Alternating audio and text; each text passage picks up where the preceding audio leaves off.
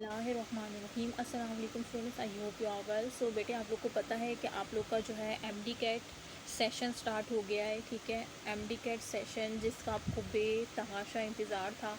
ठीक है, 2025 का। बेटे, इसमें मैं क्या करूँगी, आपको सिर्फ लेक्चर प्रोवाइड नहीं करूँगी बल्कि साथ साथ एमसीक्यूज़ भी सॉल्व करवाऊँगी। ठीक है, आपके डेली, वीकली और monthly, quarter wise mock session सब कुछ आपको मिल रहा है पर सब्जेक्ट के लिहाज से, जो कि सिर्फ 9000 में मिल रहा है आपको। अब कुछ स्टूडेंट्स जो है फिज़िक्स का कह रहे हैं, कुछ केमिस्ट्री का कह रहे हैं, कुछ बायो का कह रहे हैं, कुछ तीनों का कह रहे हैं। तो बेटे, ये आप नोट कर लें और रजिस्ट्रेशन आप अपनी मंडे तक करवा लें। ठीक है, ताकि आपका लॉस ना हो। तो मैंने आपको इलेक्ट्रोस्टैटिक का जो बेसिक थी इलेक्ट्रोस्टैटिक की वो बता दी थी। उसके बाद मैंने आपको इलेक्ट्रिक चार्ज का बताया था, यूनिट के बारे में और उसकी प्रॉपर्टीज़ के बारे में बताया था। और ये प्रॉपर्टीज़ आप हल्के में ना लें, बच्चे इसका रट्टा लगाते हैं और फिर जब एमसीक्यूज़ आता है तो बिल्कुल ब्लैंक होते हैं। तो बेटे, मैंने जिस तरह से आपको हर प्रॉपर्टी की एग्जाम्पल दी और साथ साथ मैंने आपको एमसीक्यू सॉल्व करवाएं, सो आई होप कि आपने उसकी प्रैक्टिस की होगी। I hope. और जो रजिस्टर्ड स्टूडेंट है उनसे तो ग्रुप में मैं पूछ लूँगी इंशाल्लाह। ठीक है, आप लोग मुझे कमेंट बॉक्स में बताइएगा। ठीक है, सो यहाँ तक हमने लास्ट टाइम छोड़ा था। उसके बाद मैं आपको ये बता रही थी, हमारा जो एमसीक्यूज़ पे एंड हुआ था ना, मैंने आपको बताया था कि charge always reside on the surface. इस तरह से आपको नज़र भी आ रहा है। ठीक है, उसके बाद मैंने आपसे कहा था कि बेटे ये तो कर लिया था ये एमसीक्यूज़ वैसे मैंने कहा था कि रेडियस और एक दो स्पेयर है हमारे पास, एक होलो है और दूसरा क्या है, सॉलिड स्पेयर है। और दोनों के रेडियस जो है ना वो सेम है। ठीक है, रेडियस क्या है, रेडियस सेम है। तो आप मुझे बताएं कि कौन सा स्पेयर ग्रेटर चार्ज को होल्ड करेगा। तो बेटे, मैंने अभी ऊपर आपको बताया था कि उसका अगर रेडियस सेम है तो एरिया किसके बराबर होता है, 4πr² के। तो आर पाई तो एक कांस्टेंट वैल्यू है ना, तो आर प्रोपोर्शन है किसके, R² प्रोपोर्शन है एरिया के। तो रेडियस अगर सेम है तो एरिया भी सेम होगा।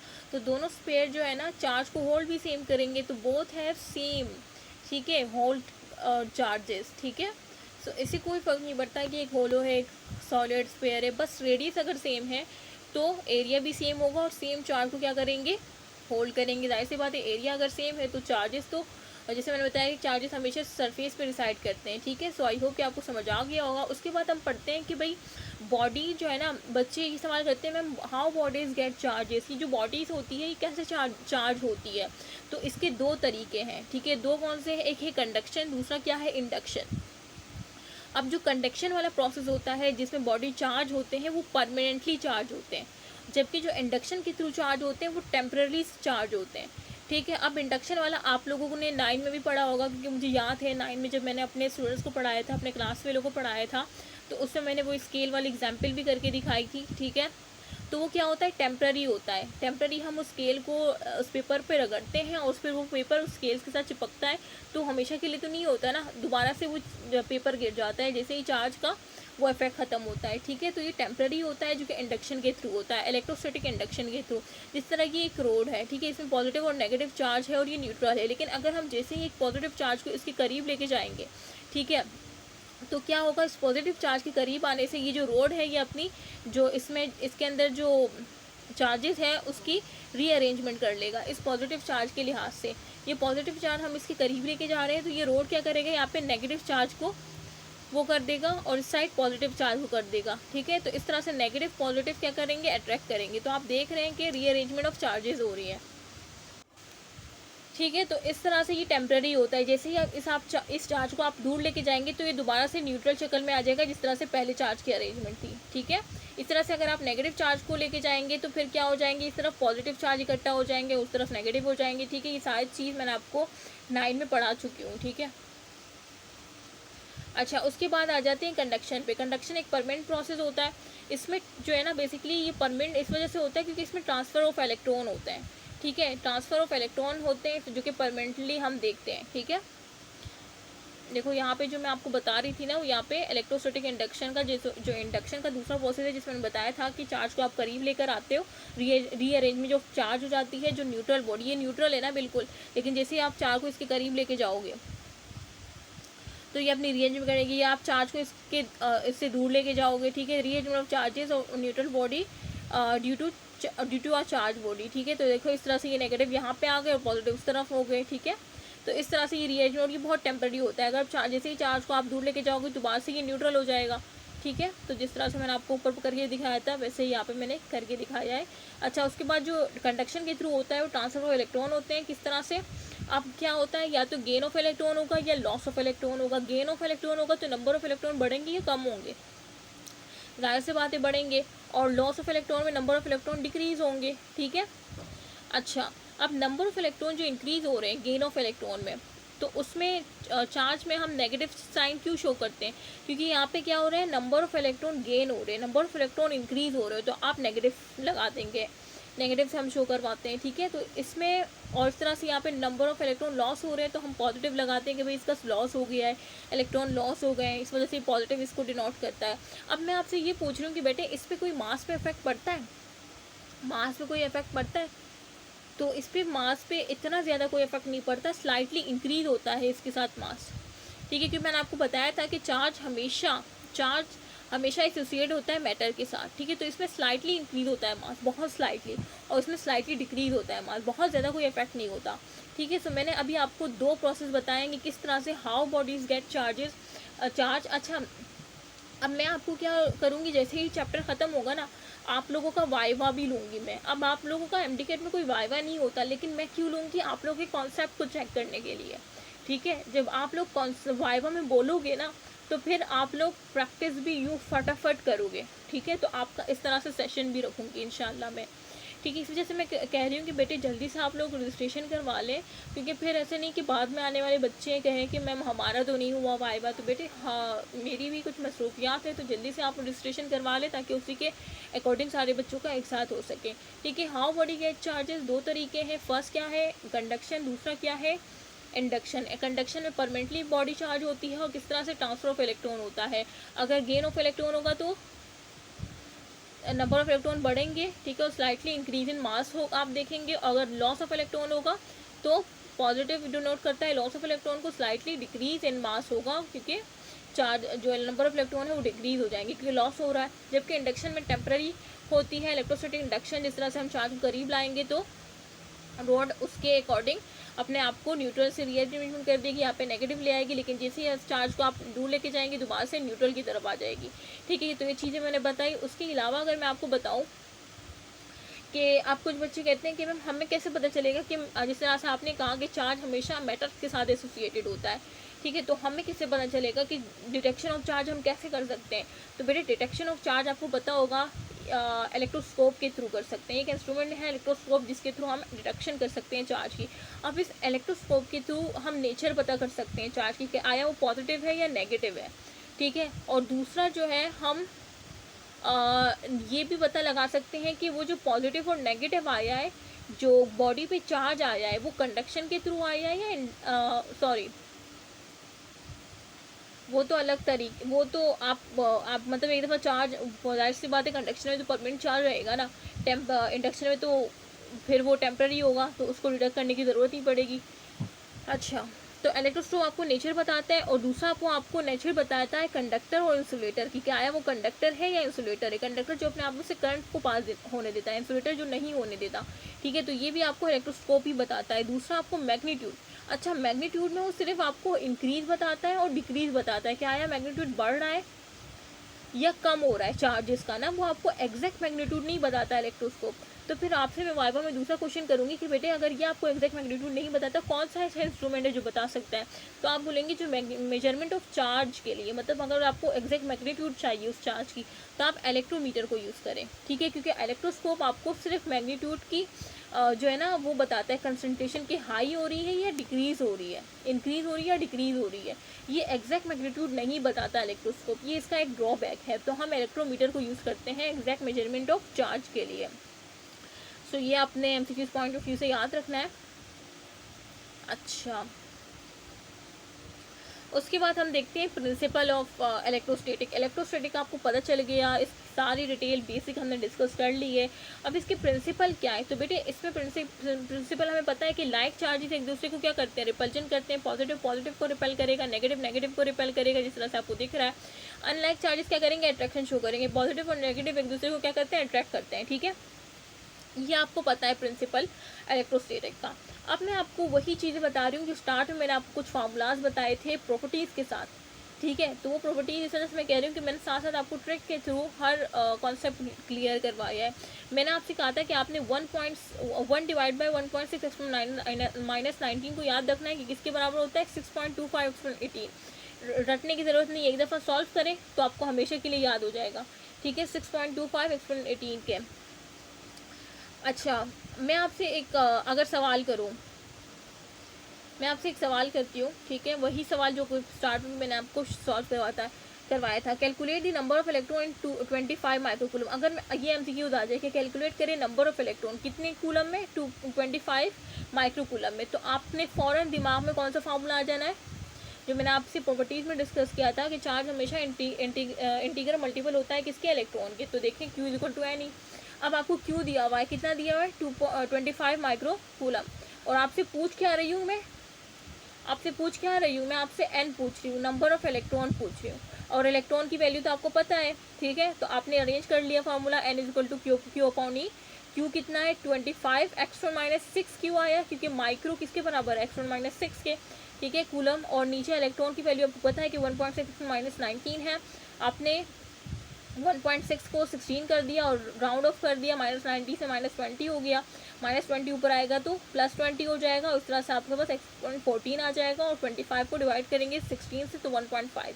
तो ये आपके पास नंबर ऑफ इलेक्ट्रॉन आ गए। अब इसका दूसरा अल्टरनेटिव मेथड वो ये है कि आपको पता है कि 1 डिवाइड बाई 1.6 माइनस 19 किसके बराबर है, 6.25 एक्सपोनेंट 18 के। ये आपको पता है ना। तो आपने अल्टरनेटिव मेथड में क्या करना है कि डायरेक्ट आपने क्या कर देना है कि आपको पता है कि 1 डिवाइड बाय 1.6 माइनस 19 6.25 19 के बराबर है। तो आपने इसको मल्टीप्लाई कर देना है और आपकी वैल्यू सेम यही आएगी, ठीक है।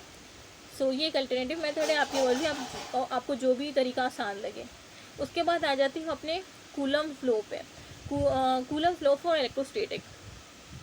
अच्छा, तो यहाँ पे आपकी सारी बेसिक चीज़ें हमने पढ़ ली, ठीक है। और अब आपने करना क्या है कि आपको टॉपिक वाइज एमसीक्यूज मिलेंगे, ठीक है। तो आपने वो सॉल्व करके मुझे देने, लाजमी देने। आज रात तक आपने मुझे वो सॉल्व करके देने और फिर मैं उसकी कीज़ आपको प्रोवाइड करूँगी उसी वेबसाइट पे, उसी एक्सेस पे आपको वो कीज़ आपको मिल जाएंगी।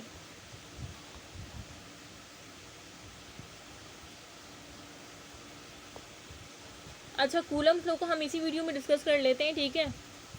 कूलम फ्लो तो वैसे काफ़ी डिटेल में मैं आपको पढ़ाऊँगी, लेकिन यहाँ पे थोड़ा सा मैं आपको बता देती हूँ, ठीक है, ताकि आप लोग नेक्स्ट लेक्चर के लिए कूलम फ्लो की थोड़ी सी नो हाउ हो आपके माइंड में ना।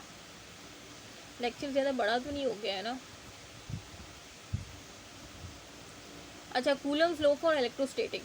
कूलम फ्लो बेसिकली हमें क्या बताता है, कूलम फ्लो बेसिकली हमें फोर्स के बारे में बताता है। फोर्स, जो दो चार्जेस के दरमियान जो फोर्स एक्सर्ट होती है ना, कूलम फ्लो उस फोर्स के बारे में बताता है, ठीक है। अब जिस तरह से एक चार्ज ये है Q1, दूसरा Q2 है। अब ये दोनों लाइक चार्जेस है तो रिपेल करेंगे। अब Q1 जो Q2 पे फोर्स लगा रहा है ना, उसको हम क्या शो करेंगे, F, ठीक है। और वेक्टर क्वांटिटी है तो हमने वेक्टर का साइन लगा दिया। अच्छा, और ये बात याद रखेगा कि जिस पर फोर्स लग रही है ना, किस पर फोर्स लग रही है, Q1 Q2 पे फोर्स लगा रहा है तो किस पर फोर्स लग रही है, 2 पर। तो जिस पर फोर्स लग रही है पहले हमने वो लगाना है, वो लिखना है, और जिसकी वजह से फोर्स लग रही है उसके बाद हमने लगाना है। और किसकी वजह से लग रही है, 1 की वजह से हमने 1 लगा दिया, ठीक है। इस तरह से Q2 जो Q1 पे फोर्स लगा रहा है रिएक्शन के थ्रू एक, ठीक है, तो वो क्या है, F वेक्टर, और Q1 पे फोर्स लग रही है, ठीक है, और किसकी वजह से लग रही है, Q2 की वजह से, तो 1 2 और नेगेटिव क्योंकि ये इसका रिएक्शन है Q2 का, ठीक है। अच्छा, इनके दरमियान जो फोर्स लगती है ना, वो और ये R को शो कर रहा है, इनके दरमियान रेडियस की शो कर रहा है। इनके दरमियान जो फोर्स एक दूसरे पे लगती है तो वो फोटोन पार्टिकल के थ्रू पार्टिकल की फॉर्म में लगती है, ठीक है। और फोटोन पार्टिकल आपको पता है कि 3 डायमेंशनल होता है। जिस तरह से अगर मैं इसका फार्मूला आपको बताऊं कि इस तरह से फोर्स, जिस तरह से मैंने आपको बताई, तो फोर्स किसके बराबर है, फोर्स जो है फोर्स ऑफ इलेक्ट्रॉन बराबर है मैग्नीट्यूड ऑफ चार्जेस के, Q1 Q2। जो Q1 चार्ज है और Q2 चार्ज है, दोनों का प्रोडक्ट जो है ना वो आपको फोर्स के प्रोपोर्शनल है, दोनों का प्रोडक्ट। और सिर्फ एक चार्ज, अगर आप बोलेंगे कि मैम अगर सिर्फ एक चार्ज हो दूसरा ज़ीरो हो, तो बेटे प्रोडक्ट खुद सोचे, अगर मैं Q2 को ज़ीरो करूँगी तो ये Q1 भी ज़ीरो हो जाएगा, क्योंकि प्रोडक्ट है, मल्टीप्लाई होगा 1 से या 2 से तो ज़ीरो ही आएगा। ठीक है, अगर मैं इसको इस तरह से आपको कहती है ना प्लस की साइन में, तो अगर Q2 ज़ीरो भी होता तो फिर ये Q1 के बराबर होता है, लेकिन इस तरह का तो कोई फार्मूला मैंने आपको नहीं बताया ना प्लस का, मैंने तो आपको प्रोडक्ट का बताया है कि फोर्स डायरेक्टली प्रोपोर्शनल है प्रोडक्ट ऑफ चार्जेस के Q1 Q2। अगर एक भी चार्ज ज़ीरो होगा तो फोर्स क्या हो जाएगा, ज़ीरो, क्योंकि खुद सोचे एक अकेला चार्ज जो है ना वो जाहिर सी बात है दूसरे एक अकेले चार्ज पे क्या फोर्स लगेगी, जब दूसरा चार्ज आएगा तो वही तो उस पर फोर्स लगाएगा और उसके डायरेक्शन पे थ्रू वो उसके फोर्स लगाएगा। एक अकेले चार्ज पे क्या फोर्स एक्सपीरियंस होगी, दूसरा आएगा तो एक दूसरे पे फोर्स लगाएंगे ना। तो अगर अगर कोई भी एक चार्ज जो है ना उसमें ये लॉ अप्लाई नहीं होता, क्योंकि जाहिर से बात अगर Q1 ज़ीरो होगा Q2 ज़ीरो होगा तो फोर्स भी ज़ीरो होगी। ये हमेशा दो चार्जेस के बिटवीन ही होती है फोर्स। उसके बाद रेडियस, जिस तरह से मैंने बताया, तो फोर्स इन्वर्सली प्रोपोर्शनल होती है रेडियस स्क्वायर के 1/r² के, और ये इन्वर्स स्क्वायर लो अप्लाई होता है। अब बच्चे पूछते हैं कि मैम इन्वर्स स्क्वायर लो किस तरह से, ये 3 डायमेंशनली होता है। 3 डायमेंशनली कंडीशन जब भी आती है तो हम इन्वर्स स्क्वायर लो लगाते हैं। तो बेटे जिस तरह से मैंने बताया कि जो फोर्स लगती है ना Q1 Q2 के दरमियान, की पार्टिकल की फॉर्म में लगती है, फोटोन की फॉर्म में लगती है, और ये आपको पता है कि क्या है, 3 डायमेंशनल इन नेचर है। अच्छा, बहुत से लोग ये कहते हैं कि कूलम्स लो ना सिर्फ जो एयर है ना उसके जो पार्टिकल होते हैं ना वो उसके थ्रू लगते हैं, और तो जहाँ पे वैक्यूम की बात आ जाती है तो कहते हैं वहाँ पे फिर फोर्स नहीं लगती।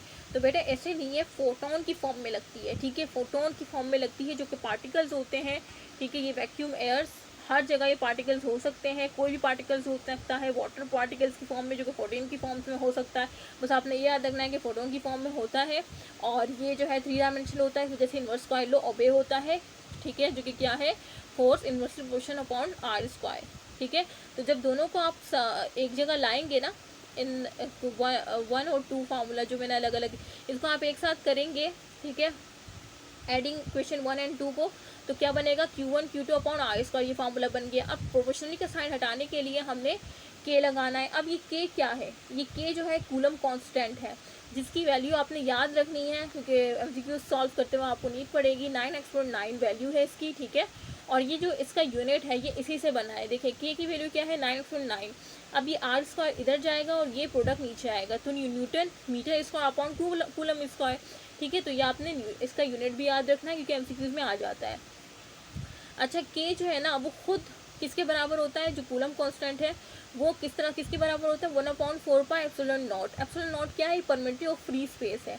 अब फ्री स्पेस एयर भी हो सकता है, वैक्यूम, दोनों के लिए सेम ही होती है ये, क्योंकि दोनों में ज़्यादा डिफरेंस नहीं होता। ठीक है, जिसकी वैल्यू क्या है, 8.85x⁻12।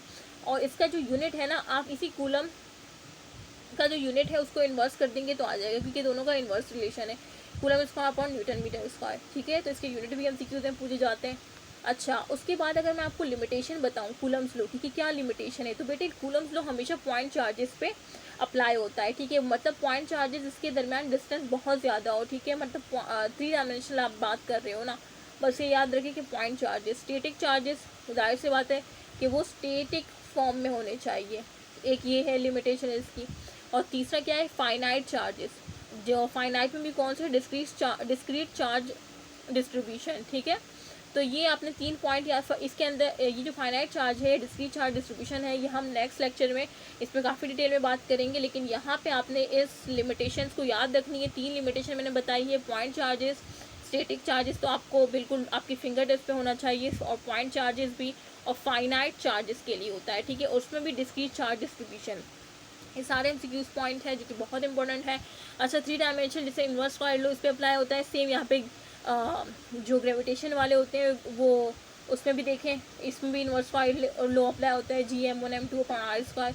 इस तरह से इंटेंसिटी जो है ना, मोमेंटम ऑन ए और एरिया 4πr² के बराबर होता है। ठीक है, और ये मोमेंटम और 4π कांस्टेंट है। तो ये देखें इंटेंसिटी भी इन्वर्स रिलेशन है r² से, तो इसमें भी क्या होता है, इन्वर्स स्क्वायर लो अप्लाई होता है। तो ये तो ऐसे ही मैंने एग्जाम्पल के थ्रू दी है, जो मेन चीज़ें वो मैंने आपको बता दी है। आई होप कि आपको समझ आ गई होगी। इसमें से ये सारी चीज़ें इंपॉर्टेंट है, लिमिटेशन जो मैंने आपको पॉइंट बताएं, और ये जो भी चीज़ मैं बताती हूँ ना वो सब इम्पोर्टेंट है। ये सारी वो इम्पोर्टेंट चीज़ें हैं जो कि आपने हर हाल में याद रखनी है, ये वैल्यूज़, ये सब कुछ। अच्छा, अब कूलम्स लो यहाँ पे ख़त्म नहीं हो जाता। कूलम्स लो हम आगे जो है काफ़ी डिटेल में पढ़ेंगे, ठीक है, और साथ साथ हम इसके एमसीक्यूज़ भी सॉल्व करेंगे। सो अपने आप को प्रिपेयर रखिएगा नेक्स्ट लेक्चर के लिए, और मुझे अपनी दुआ में ख़ास कर याद रखिएगा, ठीक है, क्योंकि मेरी लाइफ में आजकल बहुत ज़्यादा प्रॉब्लम्स हैं। सो आप लोग दुआ में लाजमी याद रखें मुझे, मेरी फैमिली को, मुझे, ठीक है।